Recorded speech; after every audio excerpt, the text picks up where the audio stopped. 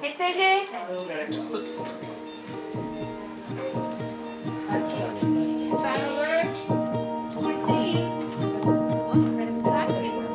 something goes on, if the baby's not doing well, I'm gonna be the first one to hug mommy and tell her it's okay because it is an overwhelming experience. You have this perfect idea in your head when you're getting ready to have children. You don't have a baby to anticipate that they're going to be sick or that they're gonna be in the NICU. You know, you see this baby was very sick and my team was able to help the mothers, the parents, and the baby to overcome. It really brings that out in you, a sense of joy and say, I accomplished something today. I enjoy being able to basically connect with my parents, just letting them know that it is okay, that, you know, the baby's here and now all we can do is just make sure that we are doing what we're supposed to do to make sure that baby's gonna stay. As I explained to them, it's a moment at a time, not a day, not an hour. It's literally a moment at a time when you're working with a NICU baby.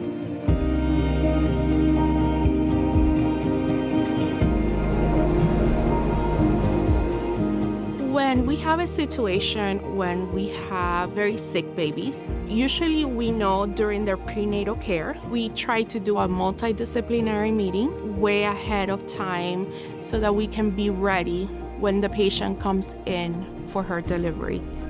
Mi nombre es Hazel Martínez. Venimos desde Honduras buscando atención médica porque tenemos un embarazo muy complicado. She was a very high-risk pregnancy. She was pregnant with triplets.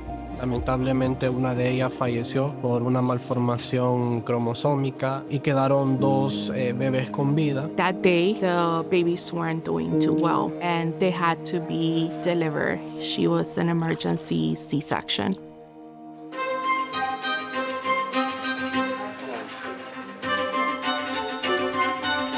With twin deliveries, we have 3 teams, 1 team for each baby, and we have 1 team for mom's care. Fortunately, we're able to successfully deliver her other 2 babies. Maternal fetal medicine has advanced a lot in the last several decades, and we need expertise from all sides, from OBGYN, from nursing, from respiratory therapists. That will attend the delivery as well with us so that they can receive the baby and they can start providing care as soon as the baby comes out. Everyone has to come together as a team to make sure that we provide the best care to our babies. Once the emergency C-section was called, we make an announcement over the radio and alert our high-risk team for the NICU so we can coordinate the care.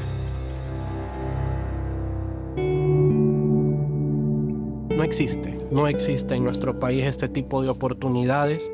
El pronóstico de nuestras bebés en Honduras era la muerte desde las 23 semanas. Que mi esposa iba a morir si no la sacaban, porque la alternativa para ellos era sacar las bebés para que mi esposa viviera. O sea, tenía que entregar la vida de mis hijas para tener la vida de mi esposa. Y aquí fue otro panorama.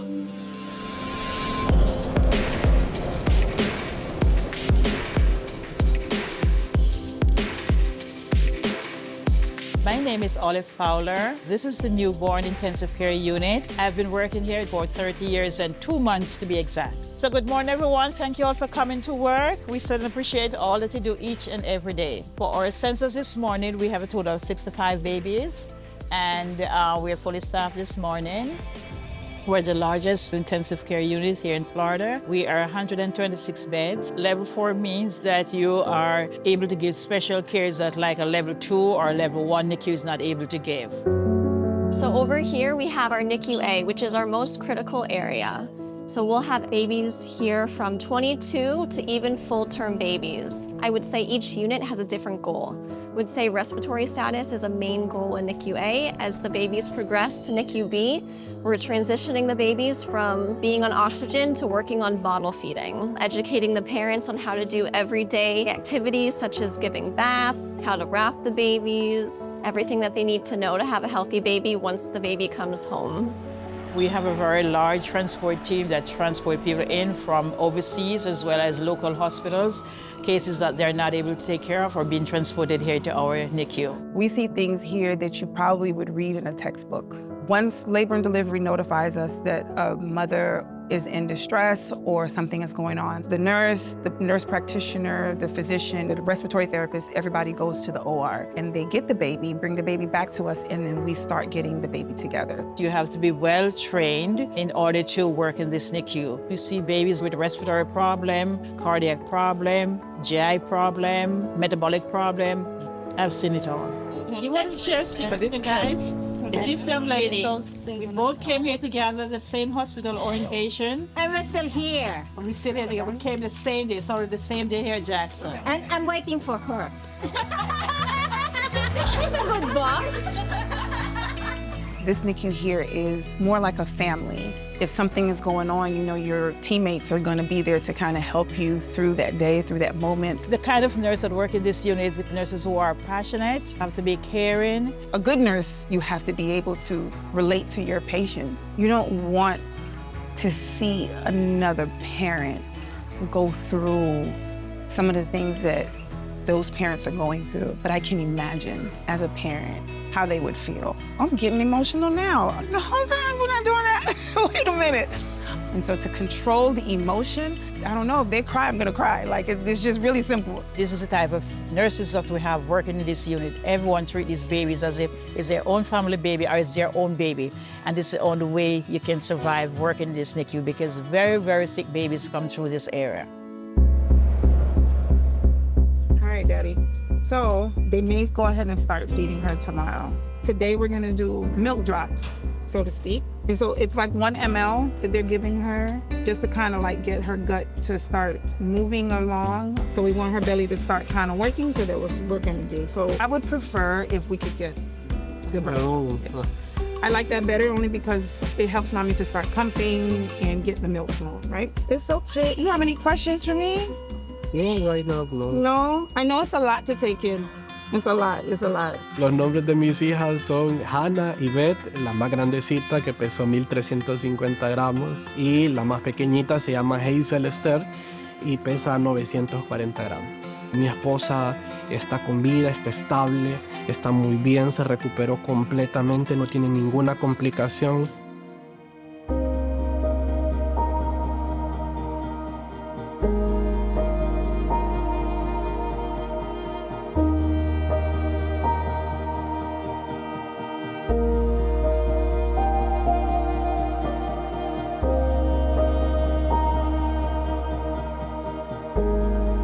As a leader for this floor, it is challenging at times, but you have to be positive. We do have our ups and downs at times, but look at the positive, look at the brighter side, look at who we're caring for, these tiny tots. But you look at what is going on with these babies and their family, how precious they are, and just put yourself in their shoes. In the NICU, when you're taking care of someone's precious cargo, you see that they're grateful for the fact that you are helping to make sure that their child is better. So these are all the notes that the families have sent us after, their first year birthday or second year birthday or Christmas cards. And we also have the annual NICU party, and all these babies come back.